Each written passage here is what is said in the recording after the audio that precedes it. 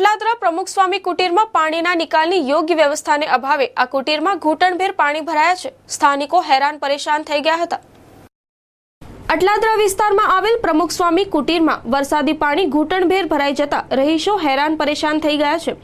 છેલ્લા 2-3 દિવસથી એક ધાર્યા પડી રહેલ જોરદાર વરસાદને કારણે શહેરના કેટલાક નીચાણવાળા વિસ્તારમાં પાણી ભરાઈ ગયા છે, જેના ભાગરૂપે અટલાદરા સ્થિત પ્રમુખ સ્વામી કુટીરમાં પણ પાણીના યોગ્ય નિકાલને અભાવે પાણી ભરાયા છે, જેથી પ્રમુખ સ્વામી કુટીર બેટમાં ફેરવાઈ ગયો છે।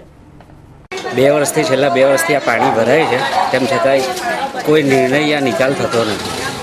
કોર્પોરેશનને કે કોઈને રજૂઆત કરેલી? 2-3 વખત જણાવવામાં આવ્યું છે, તેમ છતાંય કોઈ જોવા બી આવ્યું નથી। કાયમ પાણી ભરે છે, કોઈ જોવા આવતા નથી, ગટર લાઈન ભરી જાય છે બધી। અને આ શું છે, નદી જેવું ઘરમાં પાણી જઈ રહ્યું છે અને પેલો પંપથી પાણી ગટરો ભરાઈ જાય છે, એના લીધે બધું એ થઈ રહ્યું છે। ગટરો ફૂલ ભરાઈ ગયા, સંડાસનું પાણી જતું નહીં, બધા કંટાળી રહ્યા છે, બધું તકલીફ બહુ થઈ રહી છે।